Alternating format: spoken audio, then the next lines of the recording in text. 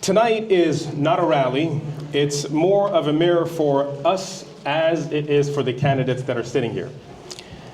To ask a very important question, what kind of city do we intend to be together? People often get carried away about national politics, and that's where the thunder is, but what we forget is that the very ground under our feet is shaped by city councils and mayors. From the potholes, yes, there are potholes, to the parks, policing, to permits, and the lifeline of small businesses, this is where policy becomes the fresh air that we breathe. This is where budgets become the bus routes that we see, and this is where votes become whether your child gets to cross the street safely or not. For us as people of faith, and us here at Roswell Community Majid, as Muslims, civic duty isn't a side hustle, it's not a part-time thing, it's the very thing that we live.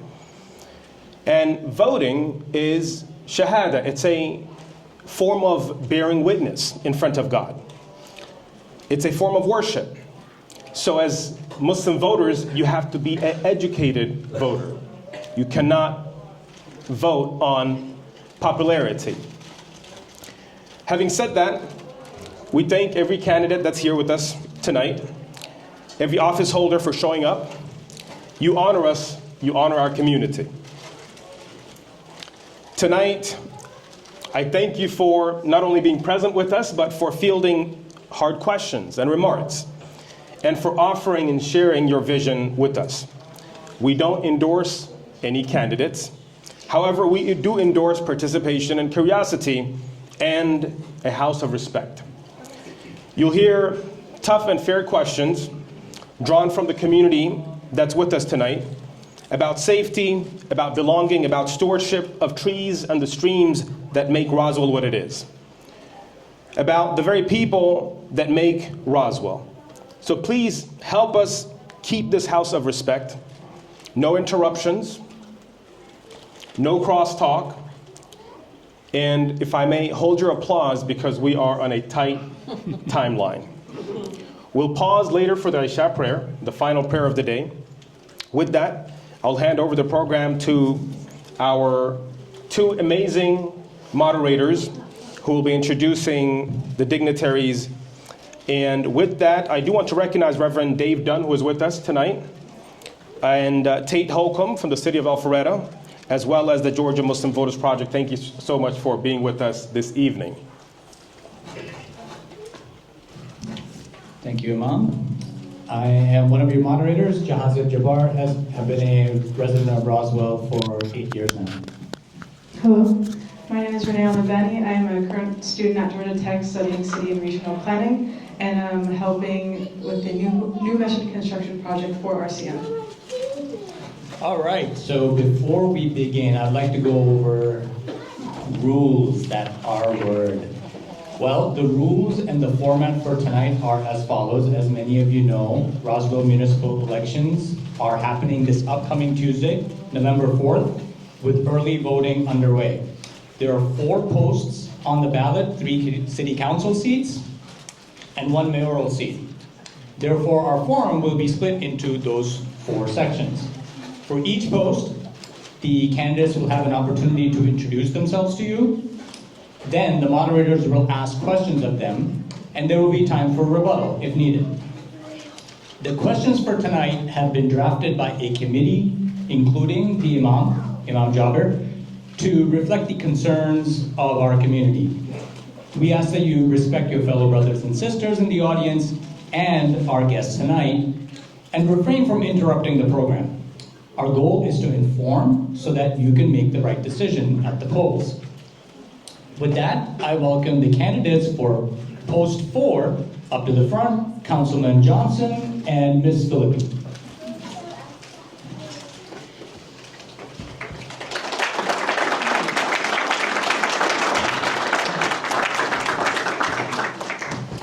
All right, so just a reminder, we're going to start with opening statements for each of the members here, and then we'll each ask them 2 questions to each candidate, and then we'll finish with a closing statement with rebuttals in between if needed. All right, Ms. Philippi, we'll start with you. Can you please give us your opening statement? Yes, thank you. Good evening, everyone, and thank you for being here. Thank you to the Masjid for having us tonight. I'm Jennifer Philippi, and I'm running for City Council, Post 4. Tonight, I want to take this time to tell you who I am and why I'm running. I was raised by a single mom who worked as a legal secretary. We didn't have money for college, so at 17, after graduating high school, I started respiratory therapy school on scholarship. By 19, I was a registered respiratory therapist working in the local hospital. So while all my friends were out enjoying sororities and the balls and the football games, I was working night shift to pay my way through my bachelor's degree as an actuarial science. I started my career in an entry-level position and worked my way up. In 2002, a former boss asked me to move to Georgia to help run his company. I said yes, and today I'm the Chief Operating Officer at Consolidated Risk Solutions, a company I have led successfully for 23 years. Every day I do the work that good governance requires, reviewing financials, managing budgets, negotiating contracts, leading teams, and making tough decisions. I understand how to run an organization efficiently and responsibly. But more than my professional skills, I bring something else. I know what it means to work hard for everything you have. I know what it means to show up even when you don't feel like it. I got into politics because I care deeply about our environment. But what keeps me in this race is a strong pull towards justice and a genuine desire to do good in this world. Roswell deserves a council member who will show up, work hard, listen honestly, and fight for what's right. Someone who respects every resident and values every voice, no matter where you worship, where you live, or who you love. That's who I am, and that's who I've always been, and that's exactly what I'll bring to Post 4. Thank you. Johnson, you have 2 minutes. Thank you. My name is David Johnson. I currently serve on Roswell City Council. I was elected 2 years ago in a special election. The reason why I serve is because of my 3 kids, Samuel, Collins, and Sawyer. Because 2 years ago, a woman was hit by a car in my neighborhood, and I didn't think this city was doing a good enough job to keep us safe. And so it sparked action. Frankly, I got mad, and I ran. And I won, just as shocked as you guys are. And so, in 2 short years, we've initiated a Slow Down in Roswell initiative, where we are attacking the neighborhoods that have the highest speeding and the highest speeding volumes. And we're going to slow down the cars in our neighborhoods. And that goes back to the #1 goal of the city, which is to protect you. And in 2 years, 25-year low in crime. We've approved 2 new fire stations. We're moving from a part-time fire department to a full-time fire department, which that will be already has led to a 36-second reduction in response time. And that's just 1 year. And when it's all said and done, it's going to be over a minute. My day job is I'm an anesthetist. I put people to sleep for a living. I can do that speaking, or I can do that through chemicals. And so with that job, 1 minute in healthcare is the difference between living and dying in a lot of situations. That is a quality of life issue for you guys to have a 1 minute reduction in firefighters coming to your house. I didn't mention the most important person in my life, kind of got distracted. I'm married to a beautiful woman, Nicole, and I live on the east side of Roswell, in the country club of Roswell neighborhood. It has been a pleasure serving the city for 2 years. I look forward to serving it for 4 more years. We live in the best family community in America. I'm so excited for the future of Roswell, and I ask for your vote tonight. All right, now we'll start with the questions. You have 2 minutes to answer each question. Councilman Johnson, we'll start with you. You're running to listen, focus on public safety, reinvest in our neighborhoods, and make Roswell a place where families thrive. You will ensure that all citizens, including underrepresented neighborhoods, feel that their voices are heard and that your citizens' first promise is fulfilled. I'll ask again, how will you ensure that all citizens, including underrepresented neighborhoods, feel that their voices are heard and that your citizens' first promise is fulfilled? Well, the Slow Down in Roswell initiative is just one example, right? One of the things we did when we came with the criteria, we made sure that the poorest areas of Roswell would be represented for traffic safety. And one of the reasons why is because the people who are on the lowest rings of the socioeconomic status typically don't own a car. They typically walk or they bike. And so if they're walking in roads or biking on the roads where cars are flying, then they're not going to be safe. And so that one initiative already shows that we will serve all of Roswell. For instance, Liberty Square neighborhood, one of the poorest neighborhoods in the city, is one of the neighborhoods that we're attacking to slow down the cars in. So, I serve all of Roswell, right? There's 92,000 people that live in the city for 44 square miles, and I love serving all the people here. I have a cell phone number on every piece of mail. If anyone ever has an issue, they can call me. I'm open, I respond, and there you go. Follow-up question to that is, do you know if the Roswell Police Department undergoes any cultural training to serve and protect Roswell's increasingly diverse population? Yes, I believe they do. Okay, Ms. Philippi, we'll go to you. You speak of restoring trust and respect, improving communication, and reducing high staff turnover. What specific changes would you push for in the next 12 months to improve council to citizen communication? You have 2 minutes. Thank you. Yes, so there's a number of initiatives that I would like to implement. We need to be visiting both sides of Roswell, making ourselves available to the citizens through coffees, bringing back some coffees, some conversations. I've also been doing a lot of social media with my campaign, and I would like to continue that in an effort to help people and keep people informed about what's going on.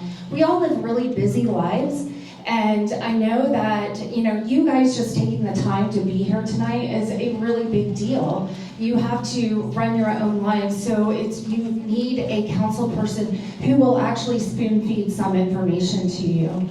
I also want to make sure that, I'm sorry, what were the other things out there? Yes, you speak of restoring trust and respect, improving communication, and reducing high staff turnover. So trust and respect is in terms of when people have a concern and they come to you, you're having to listen to some pretty upset residents at times. Being able to hear what they're saying.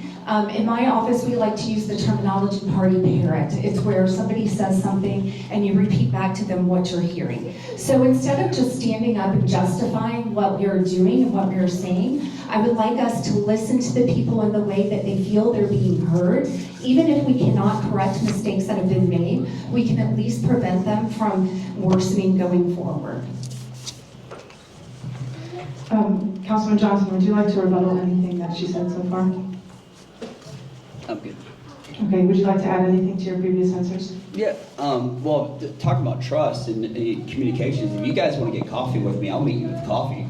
But, I have an email that is on my phone that I can talk to you. If you need to reach out to the citizens of Roswell, I'm available pretty much 24/7. I mean, I like to sleep at some point, so maybe don't call me at 3 o'clock in the morning, but I do work night shifts, so I could be up. All y'all can take your phone out right now. My cell phone number is 678-571-5112. You can call me anytime with any issues.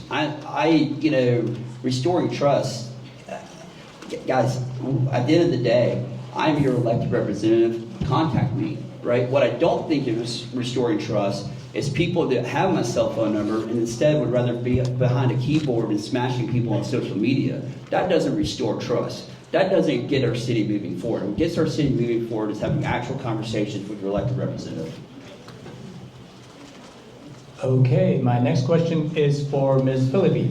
You say that you will ensure proper enforcement of tree policies and protect the city's tree canopy. If you encounter a developer proposal, however, that promises jobs and tax revenue, but involves significant tree removal or disturbance of stream buffers, for example, how will you decide whether it should go forward? You have 2 minutes to respond. Yeah, that's a great question. I'm sure we're faced with those difficult decisions all of the time. I think that there's one thing about doing a tree survey and determining what kind of trees are actually on the property. Are there specimen trees or are there other types of trees, right? How many are we talking about? How old are they? And what is the trade-off? We're always having to look at cost-benefits analysis when we're making decisions, and we need to look at what are the benefits, what are the costs, how are we going to make the best decision? What trees can we save? How can we ensure that we are making those best decisions and avoiding destruction where possible? Okay. Mr. Johnson, anything you'd like to add? Yeah, we have tree ordinances in the city now, right? So if a project comes in, they have to follow certain ordinances that the city has. If they remove a certain amount of trees, they have to replace them. They have to replace they're called tree density units.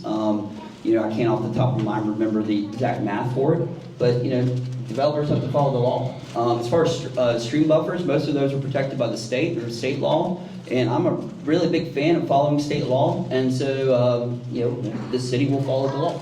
Okay, well, keep the mic closed because my next question is for you. Yep. On the project at Mimosa Hall and the larger Founders Park initiative, some residents may worry about the impact of large-scale green space investments on taxes or the long-term maintenance burdens. How will the city ensure that these projects don't adversely affect taxpayers or create ongoing cost strains? You have 2 minutes. Yeah.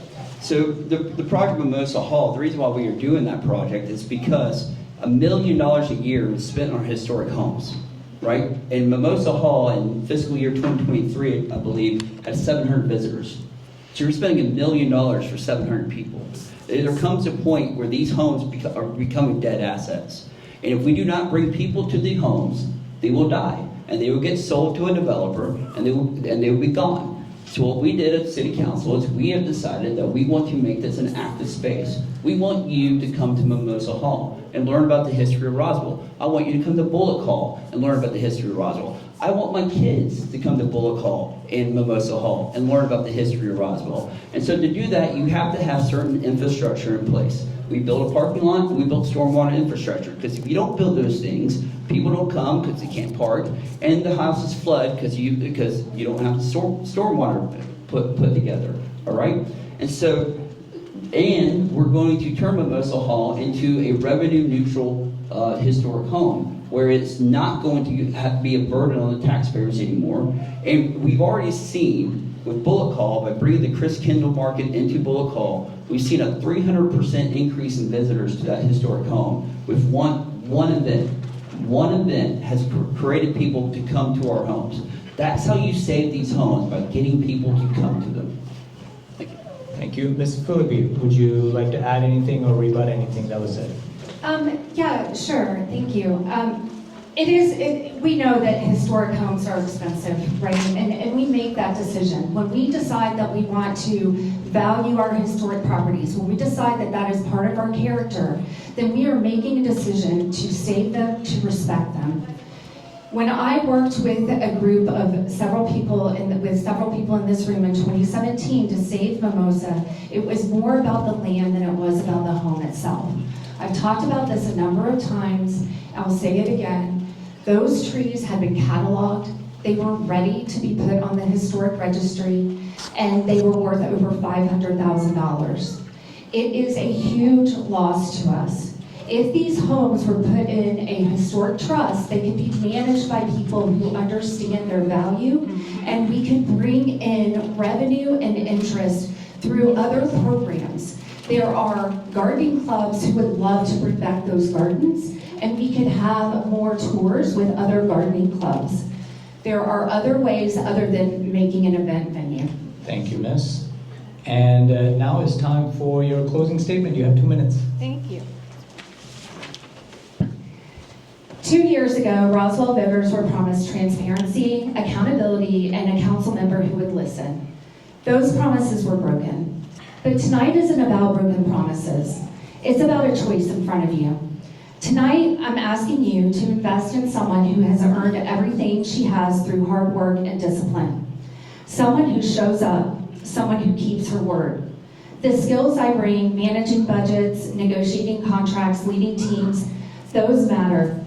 But what matters more is the integrity I'll bring to every decision and the respect I'll show to every resident. When you elect me, you'll know exactly where your tax dollars are going because I'll make it transparent.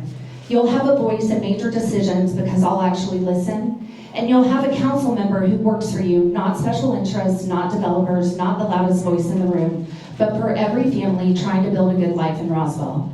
That's not a promise, that's who I am. On November 4th, vote Jennifer Philippi, City Council, Post 4. All right, thank you, Ms. Philippi. And we will close out with Mr. Johnson. Your closing remarks, 2 minutes, please. Thank you. First, thank you everyone for being here and taking time out of your busy day to be here. 2 years ago, I was like my opponent. I offered a lot of words, right? Words don't mean a lot for politicians. When you're elected, I have to bring action. 20-year low in crime, 2 new fire stations, reduced response times, making our neighborhoods safer, right? That's in 2 years. Best fiscal status this city has been in, keeping the millage rate the same or lowering it over the last 2 years. A new parking deck that's been talked about for 40 years. There is accomplishment after accomplishment after accomplishment from this mayor and city council.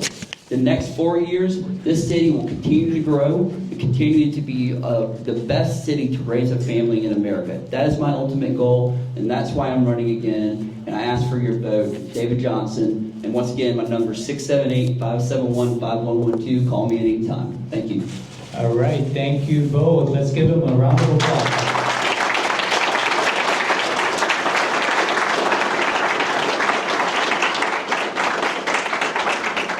Y'all were so good at keeping time. We're actually right on schedule.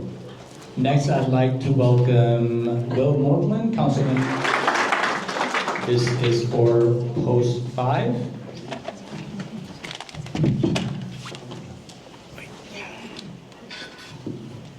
All right, we will start with opening statements. Mr. Mortland, Councilman Mortland, you have 2 minutes. Okay. Well, thank you all for having us tonight.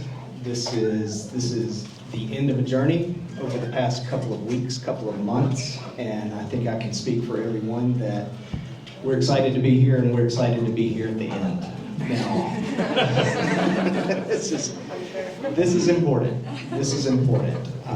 Will Mortland, been a Roswell resident for a little bit over 10 years. I have a 16-year-old son that is in the 10th grade at Blessed Trinity, plays every sport you can imagine. I've got a 13-year-old daughter at Queen of Angels who is in the gym, the Roswell Gymnastics program, 5 days a week. And that is basically the 2 places I live outside of City Hall. So that's really, in a nutshell, why the decision was made. Are we going to run again, or are we going to go for this again? And I said, you know, there's so much left to do. There's so much work that has been done over the past 4 years. Everything from, and as Councilman Johnson said this before, the full-time fire department, best-in-class police pay, the $107 million bond funding for the Parks and Rec, the $52 million for the parking garage, the $52 million for the police, fire, 911, the $20 million for the parking garage. These are generational funds that were provided to the city by the voters. We asked the voters for your permission to do these projects, and you overwhelmingly said, absolutely, let's do it. So when the decision came and the decision was made, yes, let's do this for another 4 years, it was because I want to see these projects come forward. I want to see the vision that we have just now begun to really implement take place for the next 20, 30, and 40 years down the road. That's why I decided to rerun. I asked for your vote. Thank you for having me. All right. Ms. Brumley, you may do your opening statement, 2 minutes. Buenas noches a todos. Good evening, everybody. My name is Erin Brumley. I've lived in Roswell since 1995. I live most of the time in Martin's Landing, which is on the east side of Roswell. In 1993, I was lucky enough to receive a scholarship from the Georgia Rotary Scholarship Program, which is a program from Rotary International, and it was a life-changing experience. I was sponsored by some clubs from Carrollton and Newnan. And I spent 1 year at West Georgia University. Again, a life-changing experience, learned a lot, went back to Mexico, graduated from school, and then a boy that I met went to get me. And so we got married, and because he grew up in Roswell, we decided to settle here as well. He went to Holcomb Ridge Middle School. And we have 2 children. Adults, 25 and 27. They also went to Holcomb Ridge Middle School, so we've been here a while. I'm running because I've been very involved in our community. I do a lot of volunteering with PTAs, I do a lot of volunteering with different organizations, and I've been going to city council meetings a lot. If you can look at videos, I'm there all the time. And I just didn't see that the way that the last 2 years have been managed regarding the projects that are doing in the way that the input that is happening. I wasn't really happy with that. So now that my children are older and they graduated, I have a lot of time, and I want to give that time to you all, to reach out to you all, to hear you, so you can have a voice there. My cell phone number is also on my website, and just call me whenever questions you have. Thank you. All right, thank you, Ms. Brumley. Councilman Mortland, my first question is for you. You said you want new businesses and quality jobs and prefer mixed-use destinations. Can you give an example of a specific development you supported or will support, and how you will ensure that it meets your criteria of jobs, neighborhood fit, and tax base? You have 2 minutes. Absolutely. This is the prime example is the Hill Rose District that has just been announced. And the Hill Rose District is from Highway 9 that extends past the current police headquarters. That area is probably $16,000 to $18,000 worth of tax revenue per year. When we assemble this and we have turned this into a wonderful, fantastic, mixed-use, family-friendly destination, this development is going to deliver over $1 million a year in tax revenue. The jobs are going to be there with all the businesses, the restaurants, the services. That's just the first example. This is one of the key elements in the plan that we are attacking from the 4 different quads of the economic plan: the downtown, the midtown, the uptown, and the east side.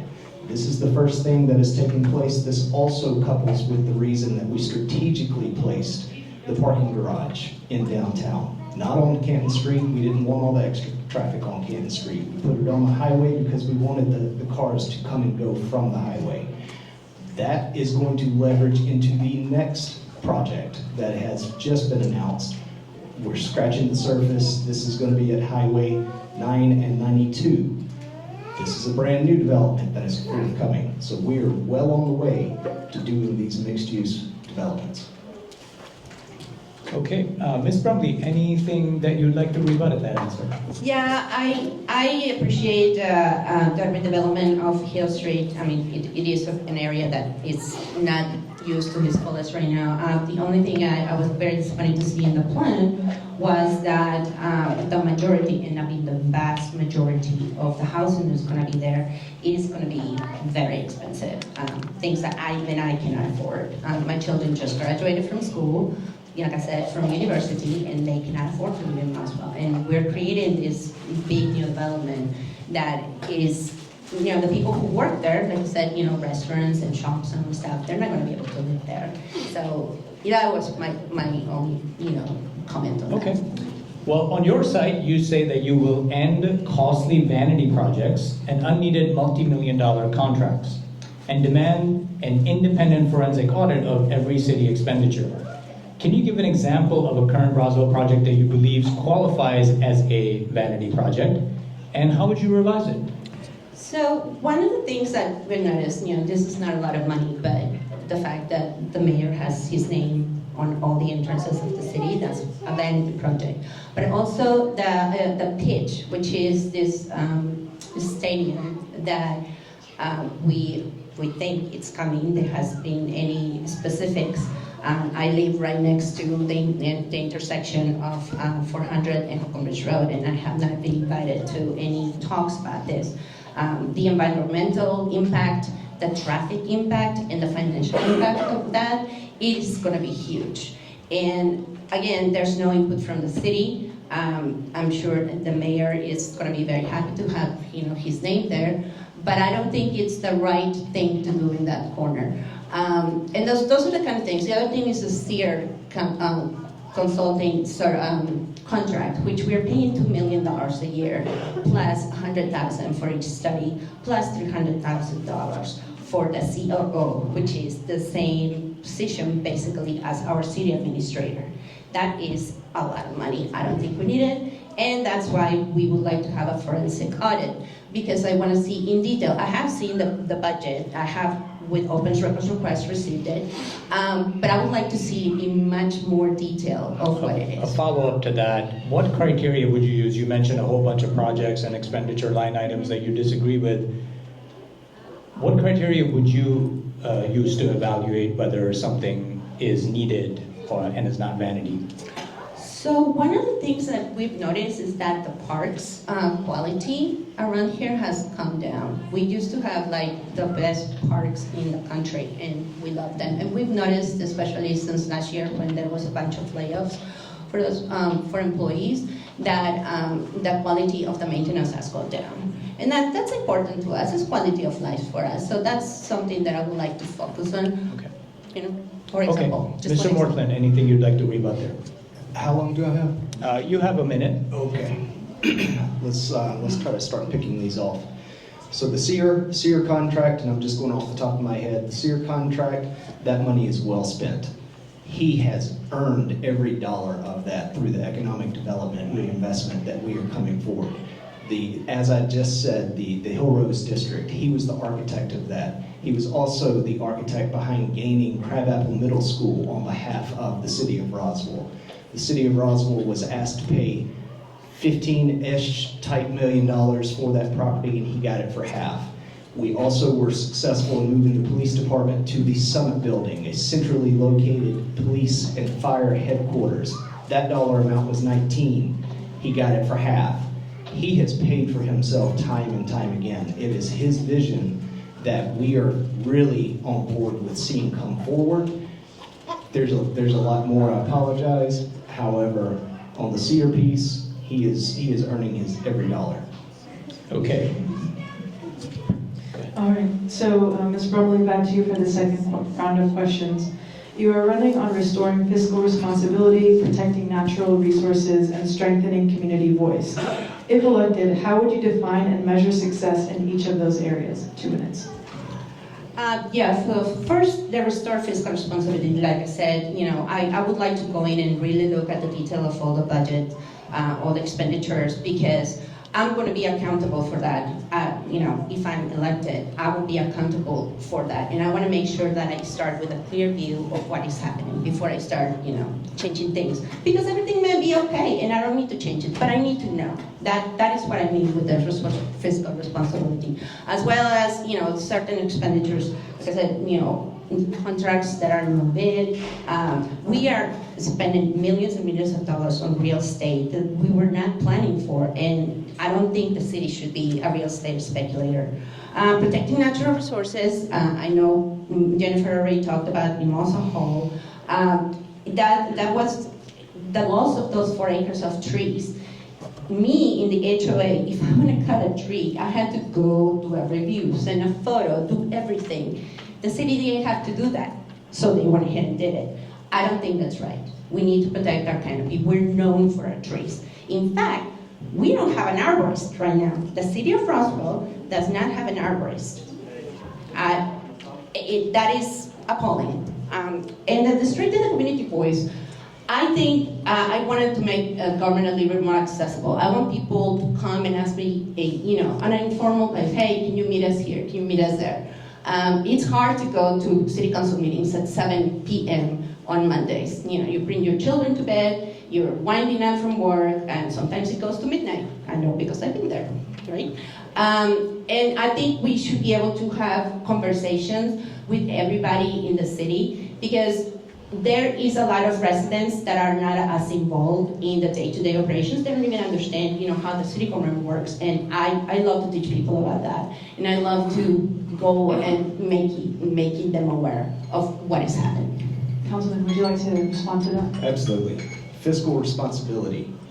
We are doing it right now. We have just posted and presented our audit findings along with the budget. We changed our auditor this past year at the request of several people on current council. We put a fresh set of eyes on the finances.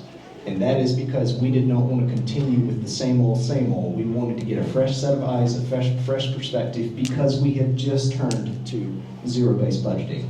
Zero-based budgeting is the nexus of how we are going about our finances right now. We are stripping down the budgets every year and building them back the way that they're supposed to be as compared to just stamping what we did the year before. The audit, the findings, the budget, as well as quarterly reviews at every city council meeting by our CFO is presented with a balance sheet and a P&L statement. That is happening every quarter at City Hall right now. Councilman, you support growth that serves the people, not special interests. How would you define special interests in this context, and what checks will you put in place so that city decisions are not dominated by large developers or outside investors? 2 minutes. All right, one more time. The No last problem. part. So I mentioned you want to serve people, not special interests. So How would you define special interests in this context? What checks will you put in place so that city decisions are not dominated by large developers? Well, one of the things that has taken place over the time period of this special interest question, we have changed. We have changed our economic approach. We have taken standalone apartments out of our code right now. We don't see that as being an economic benefit nor interest to the long-term viability of the city of Roswell. We also are ruled by the city charter. The charter is something that we review as a team. That is something that has absolutely the foundation of where we govern from a standpoint on the city's spectrum. So special interests, I mean, it's tough to explain other than the fact that, you know, we're not going to kowtow to the special interests. Ms. Brumley, would you like to add to that or respond? Yeah. So my day job is IT. I'm a nerd. I'm a computer programmer. My background is in that and in business. So one of the things that has bothered me a little bit is that the city changed their calendar year and fiscal year to be calendar year. That's what I mean. It's very hard to compare apples to apples in that situation. You know, I know I've requested budget details, but you know, without spending a significant amount of my time, I cannot make heads or tail of it. It's very hard. I don't know why that decision was made. I wish it wasn't, but that's one part regarding the fiscal transparency. And the other thing about special interests, like I said, I'm just a person. I don't work in mortgage. I don't work in real estate. I don't work in construction.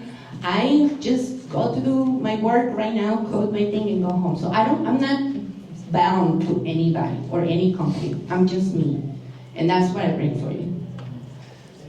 All right, for our closing statements, Ms. Brumley, please go ahead. So yeah, I just wanted to mention that as well, because I know some people have questioned what are my qualifications for being in council, and that's one of them. You know, I like to read everything because of my job. I have to be very, very careful about all the requirements and all the coding that I do, and as well as, you know, the financial aspect of it, because I do have a background in business. And I'm here because I want to represent you. I've been here for 30 years. I haven't gotten rid of my accent, but I am a Roswellian. My children were here, and we're gonna stay here for a long time. And again, I just wanna make sure that you guys have somebody who is approachable, that you can go and ask questions. And if you want to ask questions right now, my website is erinforroswell.com. My phone number is there. You can send me an email. And I'm happy to hear what you like and what you don't like. And if I mess up, please stop me too. Thank you. Councilman?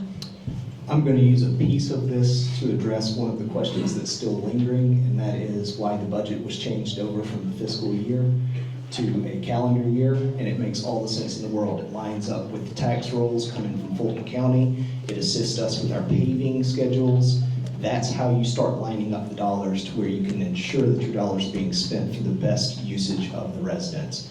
I'm running again, as I said before in my opening statement, because we have so much going on. I want to make sure that that continues to produce and continues to give fruit on the vine for the future generations 20, 30, and 40 years down the road. The economic plans that we are putting in place right now are going to be the single reason that we're going to be able to reduce the Roswell property taxes to its residents. We have got to get the mix more in line. These are some of the things that have taken place currently It's going to take time. I ask for your patience as we continue to make the momentum going in the right direction. Thank you for your vote. Can we please give them?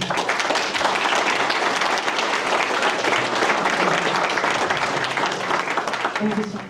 All right, as a reminder, we start with opening statements. 2 questions each and closing statements. Each of you will have 2 minutes for your opening statement. Mr. Porsche, you can begin. Thank you. Thank you so much for everyone who's here tonight. My name is Nick Porsche, and I'm proud to be running for Roswell City Council Post 6. My family and I moved to Roswell in 2019. We came to Roswell for a visit to the Roswell Arts Festival and discovered the city and loved everything that it had to offer. Upon researching schools, we decided to move here. I have a 5th grader at Sweet Apple Elementary. I have a 6th grader at Elkins Point Middle School, so sorry. For the past 7 years, I've been on the Sweet Apple PTO, serving 2 years as president. I continue to give back to my community. My husband and I own a small business here in Roswell, and we just love the people. The people show up for our schools, for our small businesses, and we show up for each other. I want to listen before leading. I want to be a leader that understands what the residents want. I want to be there for you. I want to make sure that I can bring fiscal responsibility and transparency, and I want to increase the communication out. There's a lot of things being done to do that, but I want to continue to be someone who can take the communication and take it to the next level. I've been a CFO for the past 16 years. I've been managing $1 million budgets. My company is global. I've opened offices in Hamburg, Germany, Australia, and the UK. I want to be able to take my knowledge and my experience and bring it to City Council to represent all of you. Thank you. Mr. Zach. Thank you very much, and thank you everyone for being here. I'll tell you a little bit about myself. I moved to Roswell in 2020. It's the first week of COVID, and me and my wife got extremely lucky on our home purchase. So we lived here for the last 5 years, and we had our first son, CJ. We call him the Siege, last year. So he's 15 months old. So currently I work for UPS.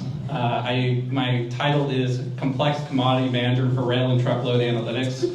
What that means is 95% of my time I'm doing data analytics, and the other 5% I'm doing contract negotiation, and my team manages all the spend for rail and truckload outside of UPS, which equates to about $1.5 billion in spend a year. This year, and this kind of comes to another story that'll come up in my intro, we're going to be able to save $20 million using the data tools that I brought in. Before I worked at UPS, I actually worked at the city of Roswell for 2.5 years. I worked under Kurt Wilson and Larry Henry for a little bit, so I'm aware of this administration. I'm aware of the public sector and how it works. And while I was working for the city, I was able to bring my corporate experience and my data analytics skill set, and I was able to save millions of dollars in OpEx expenses for the city. So I'm running for council because I feel an obligation to do so because of both my corporate background and because I understand how the public sector works. And with this administration, I understand how they work. And I'm willing to admit the things they do well, and I'm also willing to call out the things they could do better. And I also want to say, regardless of whoever wins this election, I'm going to have that same level of support and criticality to try to lead any mayoral candidate to the best results for the city of Roswell. So I want to ask you all for your vote on November 4th, our early voting tomorrow, and thank you. All right, Mr. Porsche, we'll start with you. You mentioned secretive land deals and millions spent on outside consultants while city employees were laid off. Can you give a specific past contract or consulting arrangement you believe was poorly handled and how you would have done it differently? You have 2 minutes. I don't know that I have a specific example for something that was poorly handled. I think there's a lot of speculation and people want answers and more knowledge about the SEER contract. I think that's where that leads from. As far as secretive land deals, I don't know anything in particular that would really refer to that. And if that's on my website, I'm sorry. I don't really know an answer to that one, so I apologize. But I think the biggest thing for me, and the thing that I want to see, honestly, is better communication to our residents. I think that things need to be sent out to our residents before they're done. I think just the communication of projects. I think, the stadium on the east side, I think that, I've been asked this question several times. I don't have an answer for that because I don't live on the east side, but if I was a resident, I would want to be asked the question. Thank you. Would you like to quickly respond to that? No, I'm good. All right. Mr. Zach, you say you'll support our police and fire departments with the staffing, training, and resources necessary. From your IT background, how will you use data to evaluate whether the public safety investments you support are achieving outcomes beyond just headcount and pay? Yeah, and that's a very loaded question, so I'm going to do my best to answer it within 1 minute. I'll say when I worked for the city, 2 minutes, excellent. When I worked for the city, I actually already applied my data analytics skills to do that. I worked hand in hand with Pavel Trosh to bring Power BI data dashboards to show how his vehicles would move throughout the city and be able to track that corresponding time. So to your question, I've actually already delivered that, and so if I get elected to council, I'll continue to further that, because when I was working for the city, it was more of kind of a cool side project. But as I become a member of council, I'll look to formalize that kind of data, bringing it to the citizens and bringing dashboards that are readable and understandable so they could get that clarity as well. Would you like to add on to that or respond? No, I'm good. All right, Mr. Zach, you commit to no new taxes and keeping budgets tight without cutting services. What major trade-offs are you prepared to make? So I may be coming this with the most hopeful of wishing, but I have, I think, evidence to support my hopeful wishing. So when I worked for the city in IT, in the first year I found $500,000 worth of phone lines that were not in use that we were able to eliminate with zero headcount reduction. In the second year, I was able to move our service provider from from Verizon to T-Mobile, which saved the city another $200,000 to $400,000 a year. So I'm making that statement with the belief that there is more waste that exists, and operationally, I believe I could find it, and I believe I could eliminate that without even getting to the trade-offs you're looking for. Okay, and do you have any plans for service improvements? There's only so much cost cutting you can do. Yeah, so it would it be okay if you say a specific service, or not, I'll go broad? You go broad, pick your favorite one. So going broadly, I think in particular our permitting is a process that needs massive improvement. And so part of that, to kind of what you brought up, is I believe we could find resources in areas that could get cut from waste where we could reinvest into places like permitting with more training and more resources to be able to accommodate a faster process. I think additionally, the tools we're using are not sufficient enough for what we need to get that, I'll say, efficiency. So I think to that particular thing for service, we need to invest in a better system for community development so that permitting process could go quicker. Right now we're doing a lot of PDF transactions, and we need to get to digitalizing that information to make the service much better. So as a broad kind of answer, I would say using technology, which is heavily my background, to improve processes is what I deliver. Okay, Mr. Porsche, anything you'd like to add? Yeah, sure. I think it's wonderful that my opponent worked for the city and I did not. However, not working for the city brings a fresh perspective into the city. Having grown a company from being a $2 million company to a $90 million company will give me the opportunity to come in and look at all the efforts that I did the last 16 plus years in building my company and help look at the city and see how we can change things. Experience is great, but also outside experience and looking from the outside in is a great way to make changes. All right, Mr. Porsche, we'll stay with you. You say that residents have been left out of decisions that shape their lives. According to your website, the city council meetings are open to the public and various committees and boards are as well, and their calendars are public. How would you propose to improve resident input in major decisions? That really stems from small businesses who are not residents of Roswell. They're not able to speak at the meetings currently. I think that all businesses who bring revenue into our city deserve a voice at city council. That's something that I really stand by. 70% of the people that come to Canton Street are not even Roswell residents, but there's businesses there who are owned by people who don't live in Roswell, bringing revenue into our city. So I think that everyone deserves a voice, whether you're a resident or not, if you're a business owner. Okay, Mr. Zach, do you have anything to add? No, I'm good, thank you. All right, well, we'll stay with you. You have 2 minutes for your closing statement. Very good. Well, thank you again, everyone, for coming out. And this was honestly the best forum. This is awesome. So great job for moderating it. Sorry for anyone else's forum. Sorry, Jennifer. All right. I have second best, maybe. Second. Yeah. Everyone's tied for first. Everyone is tied for first. What I want to say is me and Nick are in a very privileged position that we're not running against an incumbent, and I want to thank him. He's been a wonderful opponent. We've had a very positive race for the both of us, and I've been listening to a lot of political podcast, and this used to be normal to say nice things about your opponent. So I want to say, regardless of who you vote for, I think my opponent's a great man and will do a great job. Now on that, how I think I will be the better candidate kind of goes to what we talked about today, is my professional experience tied with my public sector experience is going to allow me to come day one and to be able to deliver results. Additionally, I believe I'm going to be able to work with any council and any mayor who gets elected. And when I say work with them, I'm typically pretty critical. And I'm going to be critical because it will make them better and it will be best for the citizens of Roswell. Because ultimately I serve you, I don't serve a slate, I don't serve the incumbents, I don't serve the anti-incumbents. I'm here to represent you and really try to make whoever's in office do the best job for you. So that's it for me, thank you. All right, Mr. Porsche, you may close out with 2 minutes. Thank you. Thank you so much for having me this evening, and thank you for this wonderful forum. I do want to say that this has been a very interesting journey, something I never thought I would be on, but something I've truly enjoyed, and I've truly grown from it. I've been serving this community for a long time. I donate to a lot of charities. I'm around the city a lot. I have been giving back to this community. Opening a small business here made me really believe in this city and really believe in why I want to raise my family here. Serving the PTO for 7 years, my HOA for 6 years, doing Edenwild swim team concessions for 2 years. I really am someone who my husband would say is a glutton for punishment, but I truly enjoy giving back to my community. One thing I will promise to you is that I will listen before leading. I will bring my experience as a CFO and also my knowledge as a small business owner. I think it's important to understand big things, but also how every dollar counts as a small business owner. Thank you so much for your time. Please vote for me November 4th. Thank you. All right, Mr. Porsche, round of applause.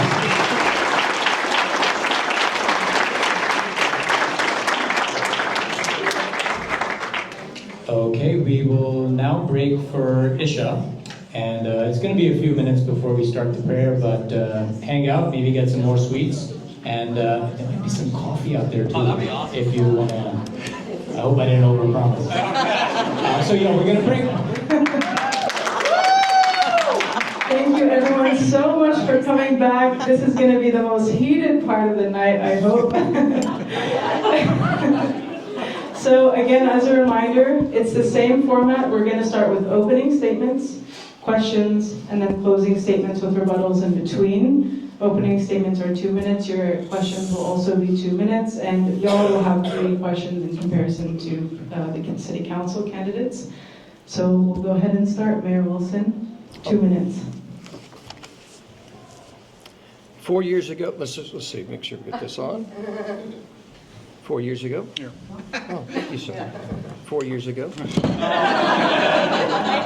I thought I got it to work. Hold on, I think it's the central guy. 4 years ago. Okay. You want to start? Hello. Try 2 years. Timekeeper, hold. Good to go. Also, shout out to the timekeeper. He's been doing an amazing job. And I guess while we have the spotlight, thank you so much to all of our volunteers, all of the staff.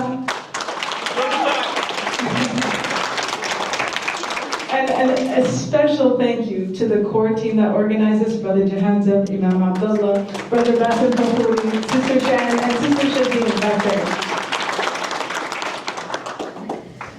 Are the mics working now?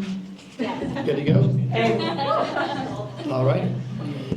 4 years ago, I came before you as a husband, a dad, and I said Roswell was at a crossroads. We were falling behind. City Hall was paralyzed by dysfunction and inaction, and our families were paying the price. Remember when Roswell was the city of no?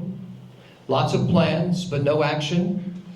The people of Roswell wanted results, action versus talk. So we listened to the people of Roswell, and we took action. Think about what has happened in the last 4 years. A remarkable record of accomplishments that have greatly benefited the people and businesses of Roswell. It was just 4 years ago. Think about this. Do you remember when we had a part-time fire department? Do you remember when our police were paid lower than our sister cities and had 30 vacancies? Do you remember when we did not have crime at a 25-year low? Do you remember when Oxbow Road could not get done? Do you remember thinking, whatever happened to the east-west connector that we voted on in 2016? Do you remember thinking, whatever happened to the river master plan? Do you remember thinking, is anyone going to do something about human trafficking in our city? Do you remember asking, are we going to invest in our parks? Do you remember thinking, does the city have an economic strategy? And when am I going to see the benefit of that? And there were many other questions just like these. But what happened is that this team came in and solved for those challenges, and the result is that Roswell is getting better every single day. I don't think you want to hear me criticizing my opponents. I could, but that doesn't solve Roswell problems. That doesn't share with you what I believe. I believe you want to hear how we are solving problems for your family and our great city. Thank you. Ms. Robichaud, you have 2 minutes.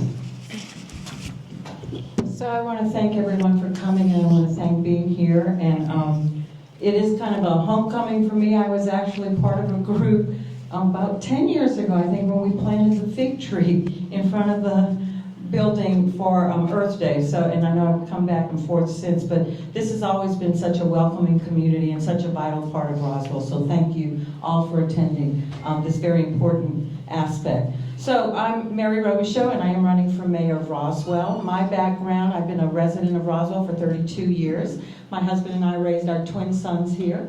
And they were both products of Fulton County school systems. They both luckily are out of the house, making their own money, living on their own. I have 2 wonderful granddaughters by them. And I love Roswell. I've always loved Roswell. And it's very important that as Roswell moves forward, I personally think we are at a point where I don't want to become any town USA. I want us to honor our past, honor our natural resources, build on what we have. Economic growth and development means we can include all of that, and we can include everyone. My background is healthcare management. I've been basically upper management, multiple 45 plus years, and where I led multi-state teams. I led and managed multi-million-dollar budgets, and we produced results in patient healthcare. We went around and we actually redesigned healthcare systems for more efficient and effective treatment of patients. So that's kind of what I look at as an executive level, what this mayor can do, and those kinds of things that I think I can bring to the city of Roswell. I also, one of my other greatest honors was I did serve as your state representative for 4 years, and I was honored to do that, one of the greatest honors in my life. Thank you. Mr. Dorby. Thank you very much. My name is Steve Dorby, and I want to be your mayor. I have been a Roswell resident for 42 years. I have raised 2 children here. We adopted my daughter from China and brought her home 29 years ago. We adopted my son from Kazakhstan, and he came home 26 years ago. They don't look anything like me. They're good looking. In any event, I do want to be your mayor. I served for 9 years on the Roswell City Council, and during those years, we had cooperation. I got along with my colleagues, and we did great things. And the reason we did great things is because we listened to the people, and we had a bottom-up approach. We had an approach where we listened to people, we found out what they wanted, we told people what we were planning to do, and then we listened. And you know what happened? I had a lot of bad ideas, and because I listened, those ideas went away. And I had some good ones, and because I listened, those ideas got better.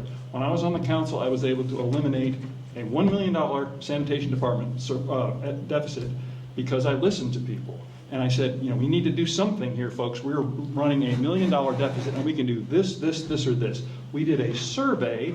We had a 40% return, and it became very clear what the people wanted.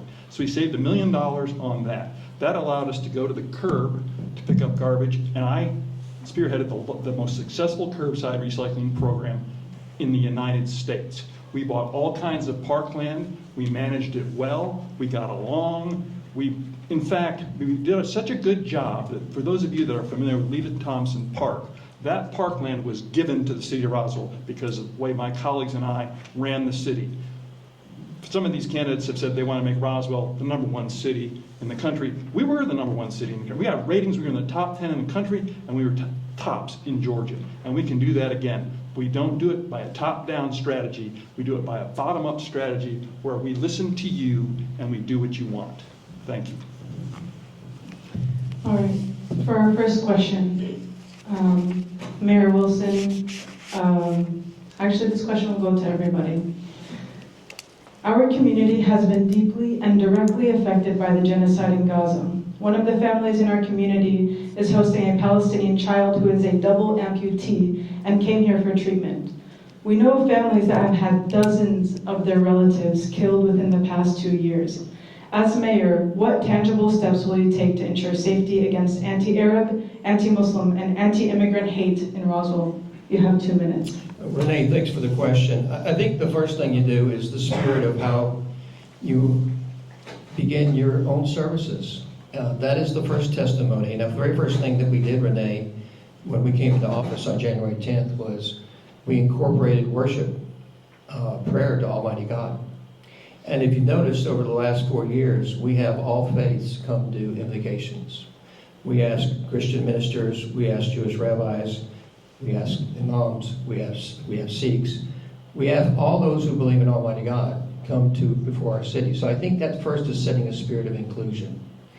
And I think that's a powerful statement for a government to make. One is realizing that there is an Almighty, and that if you honor that, it changes behavior internally, and we've seen that. Also is that when you invite all faiths that are in your community to be part of the worship, I think that is important. In terms of the international tragedies that happen, right? I think it's very important that as a people you continue to remain open, loving, and inclusive. And I think Roswell is an amazing community that does just that. We have more nonprofit organizations than any other city I can think of that does work to take care of other people. And you've seen that what we just did just today. We're on the Roswell Housing Authority with Lee Hills at the forefront of this, where we continue to find ways to be inviting and inclusive in our community. Ms. Robichaud, we'll go to you.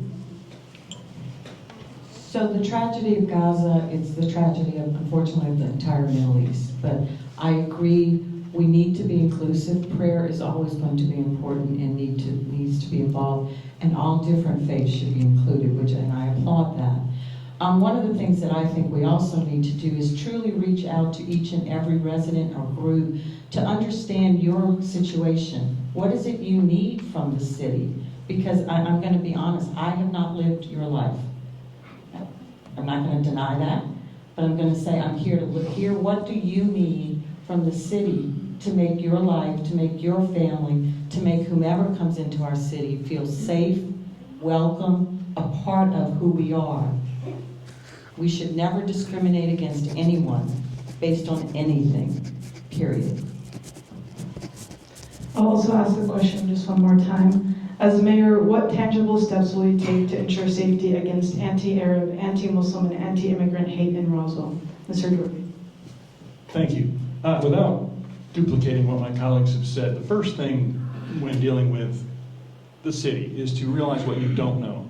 I do not have the perception and the same experience as a black family. I do not have the same perception and experience as a Muslim family. And I understand that. I have blind spots. And that's why listening is so important. Now, as far as anti-Muslim hate, it should just not be tolerated, period. End of discussion. Police should be all over that. It needs to stop. There's no place for that in Roswell. Roswell's strength is not that we are a city. Roswell's strength is that we are a community. And when you are a community, you take care of your own, you respect your own, you protect your own. When I was on the city council, one of my jobs was police commissioner, which was called back then. It was a city councilman in charge of the police. And one of the things I am proudest of is we had a large Hispanic population that would not cooperate with the police. We hired Hispanic officers. We put a small apartment type precinct in one of the areas. We worked with them, they worked with us, and the Turner Foundation gave us a Shining Light Award for our outreach to that community. That wasn't my idea. We listened to people, I understood what I didn't understand, and we got people who knew what was going on, and we made things better. Thank you. Mr. Dorby, the next question is for you. You were a councilman, as you stated, for 9 years. Name one accomplishment in your tenure, a specific accomplishment that you would like to build upon. Sorry, one more. Name one accomplishment in your tenure as 9 years as councilman that you would like to build upon. There are several. I will go with the park system. we had an amazing park system. We bought all the land along the river, which got us, and we bought, first of all, let me go back. We got all the land along the river because we entered into a cooperative arrangement where we encouraged the citizens to raise money so that we could work with them. That in turn caused momentum. We had funding from the Trust for Public Lands, and we went on, we managed those parks well, and in fact, Lita Thompson Park was given to the city because of our record of accomplishment and good management of those parks. To build upon that accomplishment, I think we have let our parks go downhill. Unfortunately, one of my most favorite reels on Facebook was, "Hi, I'm Steve Dorby, I'm standing in front of a dirty restroom." And everybody's like, yeah, that needs to be fixed. And I've been thinking about this as we've gone through this campaign, and one thing I want to do, and this is gonna sound corny, but I'm gonna do it. We're going to go to Henry Park, and I'm going to say I'm going to be there at 9 o'clock in the morning, folks, and I want to go through this park, and I want to find out what's wrong with it. Do you have a dirty restroom? I got an email from a guy who said, what are you going to do about the fact that baseballs roll under the backstop? And I need to know those little things so we can take those little things and return our park system into the award-winning park system it was. Okay, we're going to go over to Ms. Robichaud. You were a state representative for 4 years. Name one accomplishment in your tenure that you'd like to build upon. So I think one of the major accomplishments, remembering that I went in the minority party, but one of the major accomplishments was that I became known as working bipartisan to get things done. And also that my name didn't need to be on everything that I worked on. But one of the things I did was also work with 2 city councils and 2 mayors, because I covered most of Roswell and I had a small portion of Alpharetta. So anytime there were bills that came up that involved the cities or could affect cities, my first job was not only to talk to citizens, but talk to the city council and the mayors to see where did they stand. I became so known for that in that the prior mayor actually approached me to help stabilize the hotel motel tax here in Roswell, because for years the hotel motel tax of Roswell was below all the surrounding cities. So she asked me to shepherd that bill through. And again, some of the ways you have to do that is you have to work across party lines to get things done, because it is a legislative process. But it's knowing how to work together with people, listening. So that would be one of the main things I would want to work upon.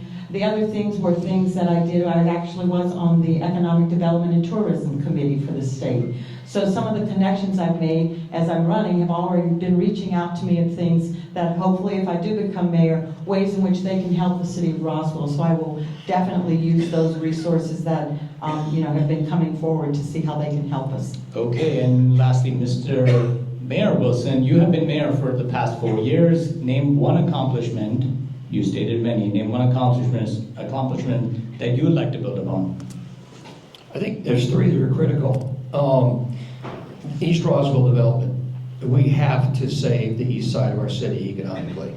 That is paramount, and I will tell you, if I get reelected, in 4 years from now that we have not made significant improvements in the economic activity on the east side of our city, I would consider it a failure. That's one. The second one is we're right smack in the middle of a fantastic 20-year economic plan, and you can see things are beginning to happen, like you saw the MOU at City Center just the other day. You saw the Hill Roast District, you see PBS. We are just in the middle of manifesting a lot of significant economic activity. That has to be completed. The third part is, I would say, we have to continue to connect the city. We have 20 miles currently of multi-use paths. We've encumbered 20. We've got another 30 in design. Connecting the city of Roswell is paramount to me. That'll be another huge piece of the puzzle that we need to finish. Okay, so we just asked a question. Each of you have been elected representatives of your various districts and municipalities, and how would you like to build upon. Are there any rebuttals that any of you would like to make on any of the questions? We'll start with you, Mr. Dorby, based on Mayor Wilson and Ms. Robichaud's responses. Thank you. I have to be a little skeptical. The MOU for the city center was signed last week, right before elections. I don't think that's much of an economic achievement. I would like to point out that on the mayor's watch, Kimberly Clark is leaving, the GM Innovation Center is leaving, 2 of our largest businesses are leaving the city. One of the things we have not concentrated on is retaining business in this city. We need to retain business, and we need to develop the city, and we need to redevelop the city, not develop. There was a question earlier that was asked about taking down trees and so forth to do development. I don't think we need to do that. I think we need to tear down asphalt and have development, or tear up asphalt and have development. We need to tear down old nasty buildings and have new buildings. And we need to work with the people that own the property. We need to work with the owners of the building, the businesses, the property, to have a cooperative effort to redevelop those areas. Okay, Ms. Robichaud, would you like to take this opportunity to rebut any of the comments from your So opponents? yes, thank you. I guess because I do live on the east side of Roswell, I guess I'm gonna say I don't, I've heard it called a wasteland, I've heard it called a lot of things. Yes, it needs economic redevelopment, I'm not gonna deny that, but I'm not gonna say it's a wasteland. I think that we need the right kind of economic development. If you think about what the eastern portion of Roswell is, we do have a large population. We have some very large communities. We do have apartment complexes. First off, we need to revitalize those apartment complexes because I think, I've been through some. There are doors hanging off there. That's not places we want our citizens of Roswell to live. So that would be part of an effort too. Maybe it's not economic, but I think it will give people a place to live. The right kind of economic development that will draw families there all during the day, but won't disrupt the lives that have been already created there and are anchored there, such as ours that has been anchored for 32 years. Okay, and Mr. Wilson, Mayor Wilson, how would you like to use that time? Well, there's a lot there, a lot of different areas of attack. So we can start with parks, for example. So when we got into office, speaking about paralysis and inaction and kicking the can down the curb, which has been the policy of the city for the last 25 years, it really bless. We came in and found that there was $450 million in need of capital assets that literally the city had just kept kicking the can on. And so when we came in, we said, boy, that's a significant problem. That's why we came to the people and we said, we need $108 million just to get started on the parks and recreation. As far as the economic development strategy, there's been no economic development strategy for the city. Never called the east side wasteland because we're fully committed to changing the economic dynamics on the east side. All you have to do is drive through and realize that it's been an economic demise ever since the city annexed it in 1999. There was never a plan for it. It was a tax grab. And she has been falling down economically. It takes capital to change that. When you're the city of no, capital doesn't come. That's why you have to have an economic strategy to do that. Okay, Ms. Robichaud, you say that you will use historic assets as, quote, as economic anchors, not just backdrop for private events. Could you clarify what you mean by that? So one of the first things I would really like to see is development of a historic trust, preservation trust program, that all of the historic assets that Roswell owns would go under and managed in a different way. But I also see we have such a breadth of different properties. One of the ideas I would have would to take something like Barrington Hall and let's make it a real Roswell history museum.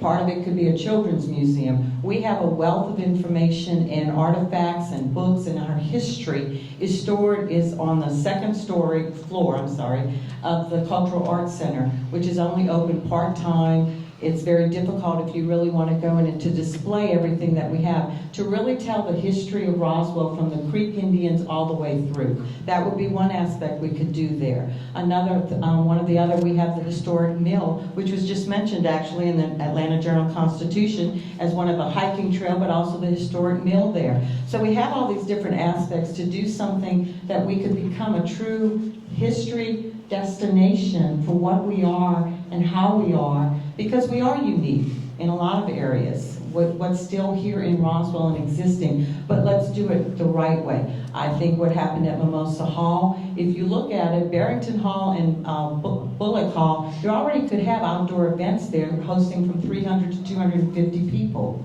I'm not sure why we had to go with another property where we destroyed some historical gardens and the trees that were taken down. We could have used that as a botanical garden or some other model that would have been more appropriate for the city of Roswell as a cohesive concept around our historic properties.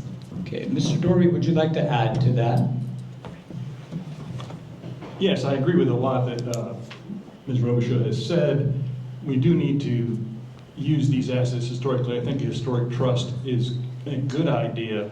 One of the first things we need to do, and I talked about going to the parks, we need to have a tour of the homes because there are a lot of maintenance issues there. We need to go ahead and monetize, well, not monetize, we need to go ahead and find out what those sums are, what deficits we have in this area, and then we need to figure out a way to improve them and get them on the market for tourism. I would like to also point out that I think right now, I think we have a situation where we've sort of shot ourselves in the foot. We've closed the homes, we've fired the docents, we've kicked out the garden club, we've kicked out the master gardeners who did all the gardening for all these things, and the city's taken them over. And it hasn't done a very good job. And I think that needs to be, that whole process needs to improve. And once again, we need to take the citizens that are involved, the Friends of Mimosa, the Friends of Bullock, and meet with them and go through the house and find out what they need and try to reestablish the relationships that the city has forfeited over the last several years. Mayor Wilson, anything, any rebuttals or agreements? Yeah, just with the city right now, the taxpayers pay $1 million a year to keep the operations of the historic homes in place. And in 2022, when we looked at that as a line item and we looked at the amount of people that were going to the historic homes, it was incredibly small. And so we realized that of the 94,000 people who are residents in Roswell, the vast majority don't even know about the historic homes, and most of them were certainly not enjoying them. It's a very, very small amount of people. And we had a concern. We said, look, if this doesn't get addressed, these historic homes are in peril. So we said, we've got to come up with a plan to find a way to make the historic homes pay for themselves. And Mimosa is a perfect example. Mimosa is about saving Mimosa so that your grandchildren will enjoy Mimosa 50 years from now, or their grandchildren will enjoy it from 100 years from now. If we hadn't taken action to create a clear plan to save the historic assets, ultimately, they would be gone. So I'm very proud of how the city's taken a very aggressive position on saving these homes. All right, well, keep that mic closed. The next question is for you, and you'll have 2 minutes to respond. You adopted a zero-based budgeting approach early in your term. How many of the city's annual line items were reduced or eliminated, and what services were changed or deferred as a consequence? Well, I'll give you the specific number off the top of my head. We started off with PBB, priority-based budgeting, went to ZBB after 6 months. Zero-based budgeting, anybody's familiar with it, is an exhaustive process. It means you start at zero. So the number of items that would have been eliminated would be countless, right? Because in every operational group was eliminating items. They started at zero. That's an interesting question, really great way to phrase it. For me, the question behind that is, what did you get as a consequence of doing that? What efficiencies did you gain? How much money did you save? Did you get better as an operation? I'll give you a small example. The property tax rate on the MOU, on the M&O is as low as it's been in 18 years. The aggregate 4 years of the property tax rate are the lowest they've been in 30 years. And despite that, we are adding a $5.8 million operational X just to go from a part-time to a full-time fire department. We've gone from $500,000 a year basically to $4 million a year in paving. We have had 4 years in a row of raising the employees' pay. Significant things that we've all done without hitting the taxpayers. We've done that through having zero-based budgeting, continuing to find efficiencies. Give you an example, Monday night, you saw that through our having the CFO, we saved the city $500,000 on finding a different financing structure than the traditional means. Just a quick follow-up to that. This congregation has seen a rise in homeless who are approaching our facility. Do you think that's as a result of the ZBB? No, I think it has nothing to do with ZBB. I think homeless is a national issue, as you know. It's funny, I'm glad you brought that up, because we've actually had conversations internally recognizing that we've asked this question, that do we believe that the federal government is going to solve homelessness? We say no. Do we believe the state government is going to solve homelessness? No. Do we think Fulton County is going to solve homelessness? So we've actually said this is, again, another challenge that we as a local government is going to have to solve for the homeless and for the people of Roswell. But to answer your question specifically, there's no relation. Okay, Ms. Rocha, anything you'd like to rebut there? So I agree, homelessness is becoming a problem, national problem. I do think there are some things as we look at what Roswell can do for those residents that lose their home through different reasons and then find themselves homeless because, you know, as we all like to say, there for the grace of God go I. Because we can all get to that point, unfortunately, at some point in our lives. no matter how hard you're working, because I've met many people who are working very hard, they're working jobs. We did the the night point count where we went out in Roswell and counted those people who are homeless in our city. And so we talked to people who are living in their cars, but they're working a full-time job. They just can't afford their house either burned down. Different reasons why someone becomes homeless. So what we need to do, so I will applaud that we have, we started the project at the Roswell Housing Authority with some units. I would have liked to have seen a little bit larger unit possibility because one-bedroom units will help a certain number of people, but not all. Okay, thank you. Mr. Dorby, anything you'd like to add? Yes, without sounding like a broken record, Roswell has a history of taking care of itself. We have a history with Homestretch and the Child Development Association and Habitat for Humanity and all these other charities that have been working with the city and together to take care of our less fortunate people. That network has been very much reduced. The city is not cooperating. I can tell you the number of times I've talked to a nonprofit in this city about the money they have lost. We need to get our nonprofits together to work with the city as a partner. Do I think we need to put a lot of money into it? No, I don't think we have that kind of money, but we can work together with these various groups and work on the homelessness problem. They have expertise that we do not, that the city does not. So once again, go out, listen to them, and try to do what they recommend. Okay, Mr. Dorby, you have called for transparency and accused the mayor of pushing through big decisions without sunlight. The Bonds Project has a financial dashboard. The city council meetings are public. What more are you proposing to get disrespected? First of all, the bond dashboard, it was admittedly wrong and it was useless. So that's the first problem. We need to get the bond dashboard fixed. We also need to include the new bonds that are being put out. There's now a new funding vehicle. Then you have general obligation bonds, and then you have revenue bonds, which are supposed to be supported by revenue from the project. And now we have this new type of financial unit, and I can't remember if it's the FSB or, anyway, that basically is a revenue bond. It's a general obligation bond, which means the taxpayers are on the hook, but they don't get to vote. And that, I think, is a problem. Also, with regard to transparency, and I don't know what's happened in the last 24 hours, but a large development, including a stadium and hundreds of apartments and so forth, has been under discussion since 2024. There's a picture of the mayor with a soccer ball talking about this, working with people on this. And there's been absolutely no information on that. In fact, I put out stop the stadium signs, and I got all sorts of calls saying, what the heck are you talking about? We didn't know there was a stadium that's proposed for the east side. That deal was done in secret. I don't think it was right.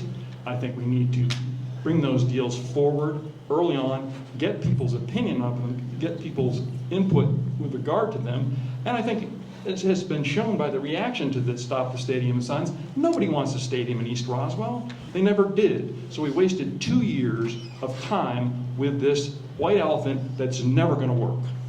Mr. Robichaud, anything you'd like to add to the transparency and sunlight topic? So I guess when I think of transparency and sunlight, I do think that it is, there are multiple ways to communicate with people. And we need to communicate with every resident the best way that fits them. And I know that's hard, trust me. We've been there, done that. We know how hard it can be for anyone who's an elected official and or a city employee. Everybody does work a lot. It does take a lot of time from our families. None of us are going to deny that. But when you step forward to be an elected official, that's what you sign on for. It's hard. I'm not going to deny that. And that also means you have to talk with people who don't agree with you. Trust me, through my political career and also in my professional career, I had to have lots of difficult conversations with people who did not agree with me. And they're going to have a very different idea of where things should go, no matter what we're talking about things. But my role and the way I always approached that was that I can learn from everyone, and they can learn from me, hopefully. Mayor Wilson, would you like to rebut? Well, just specifically to the question about protocol and policies to make your government more available, which I think is really the question. The question is, how can you continue to illuminate information? So, for example, a couple of things that we've done. We are now, for the first time in the history of the city of Roswell, we do QMRs, quarterly management reviews. Those are public. They're done in committee, they're done in city council for a reason. It is to show what's happening at all levels of the government. We also do a QFR, a quarterly financial report. That too, done quarterly. We also, inside of those, are SOWs, statements of work, with clarity to show everything that's being transpired. So it's really easy to say you're just banging the table and saying you're not doing transparent, but the reality is this local government of the city of Roswell is incredibly transparent. But people keep saying it's not transparent.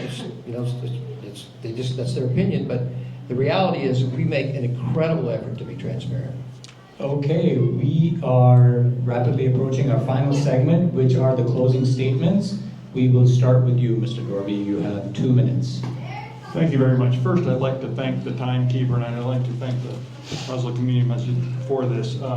There was a forum recently where the Timekeeper would hold up a sign and there was a spotlight right in front of it, so I never saw the sign, and I still have the blue dot in my eye. This is much better. Anyway, I think I've made my position clear. We need to seek input from everyone. We need to do it constantly. We do not need to have secret meetings. We do not need to have secret projects. I will bring sunshine and transparency to this city. I will operate this city in a fair manner. I will reactivate and restore the connections that the city once had with its groups and the connections that those groups once had with each other. We are best when we are a community. We are best when we are working together. When I was on the council before, as I mentioned, we did great things because we got along.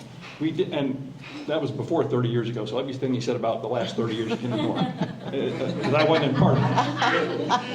But anyway, going back, so I would appreciate your vote to return Roswell somewhat to the past, to a city where we care about each other, where we care about what goes on, where we care about the environment, where we keep our parks up, where we work together to make this city the #1 city in the country. You cannot do that by developing. You cannot do that by just a top-down approach of 8 pillars or 12 pillars or 6 pillars of economic development. The way you do that is you communicate with people and you make sure they communicate with each other. And when you're wrong, you admit it, you continue to take input, and you get your good ideas better and your bad ideas go away. And I promise you, if I'm elected mayor, that is how I will operate. And I would appreciate your vote on, well, tomorrow. Let's do it tomorrow. And if not, on November 4th. Thank you very much. All right, Ms. Ronishaw, you have 2 minutes for your closing statement. So I also want to say thank you to everyone for being here. This shows what true civic engagement is, because this is important to you. What happens at the polls, whoever runs your city, it's your choice, and you should make that choice. And so I applaud you for being here, listening to all of us, hopefully with open minds. I know a lot of you may have already made your decisions. A lot of you may have already made your decisions. Okay, I've got a loud voice. A lot of you may have already made your decisions, but that's okay too, but that you still came to listen, to learn, because whomever is elected, both at the city council level and the mayor level, they were there to serve you.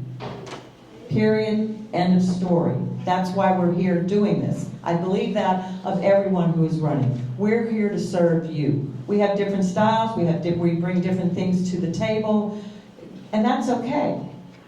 You know, I guess what I would say, no, I've never served on city council, nor as mayor, but what I did serve, and I learned very well how to work with a whole lot of different people who never agreed with me, trust me. And but that's still okay, and to still get things done. Open and honest discussion makes things better. That's what I believe. That's what I've always believed. I believe that we in Roswell, we can move forward. We don't have, but still honor and protect our past and our natural resources. That is what makes Roswell unique. And I want us to stay Roswell. We are a proud city, and we are one Roswell. Thank you, and please vote again. Friday, tomorrow's the last day, until 6 p.m. and or Tuesday. So make your choice, but go out and make your choice and make sure you vote. All right, Mayor Wilson, you have 2 minutes for your closing statement. Thank you so much for having us. It's been an honor. It's an honor to be with you again. Wonderful job. You know, it's been a great honor to be the mayor of this incredible city of Roswell. It is a fantastic city, and there are so many wonderful things to say about Roswell. And the reality is, the reason I ran 4 years ago was she was in some trouble. And this election's an inflection point. We have an accomplished, this is an amazing team that has gotten so much done. And I think the vast majority of people are very happy with that. The reality is when you have change, sometimes it gets uncomfortable. And in terms of listening, we listen to 94,000 people. We listen to everybody.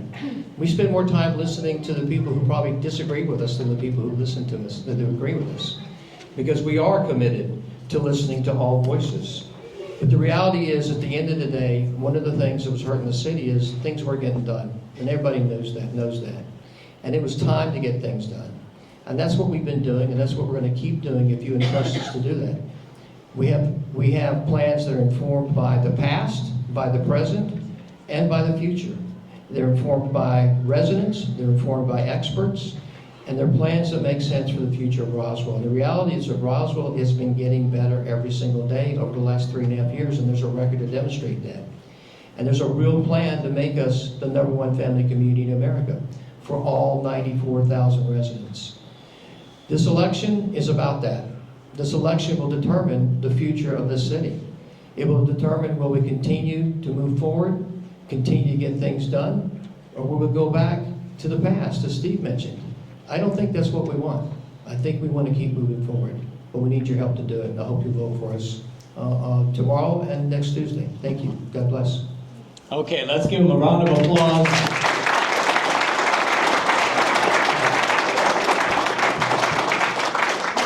And now Imam Abdullah will give our final thank you and closing statement. I want to thank every candidate that's here, our wonderful moderators, our volunteer that made this possible. Again, a shout out to Sister Renee, Brother Jahanzeb, Brother Bassem, Sister Shannon, and Sister Shaheen for allowing me to come to them about a month ago and said, we got to do this. And they said, we don't have much time. I was like, we're doing it. And we did it. So I appreciate that. With that, the most important, you. Thank you for being here with us with this dialogue. And I appreciate that you chose democracy over distance. You could have been at home doing something else, and I appreciate you being here with us. Having said that, there is a lot of need for prayer. As I was thinking about what's going to happen to SNAP across the nation, we have potentially 40 million people, and in the discussion that we have, the city is going to have a role to play. We are going to have a role to play. So with that in mind, I remind you that for the Muslim community, voting is not just a ballot, it is a testimony in front of God. We vote for the individual that we believe, after being educated and after hearing, who is best able to do this duty. So with that, when you look at the ballot, remember it's not a piece of paper, it is a testimony in front of God. It is a promise that we make to our children of the parks that they will enjoy, the roads that they will walk on, the streets that we will drive, and the dreams that they will inherit tomorrow. So vote, because it's a testimony in front of God, truthfully and thoughtfully, with courage, to be accountable in front of God for the vote that you cast.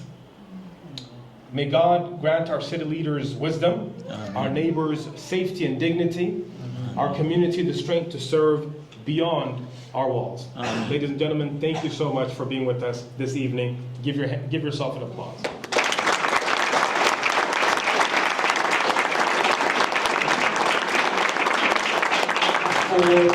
For our guests, if you would like to stay back, if you have questions about the facility, how we pray, the call to prayer, we have maybe the best guide today. He has decided to stay back. Brother Bassem is here, if you don't mind standing up. He's been very kind. If you'd like to know more about anything and everything, please feel free to approach him. Thank you so much and have a blessed evening.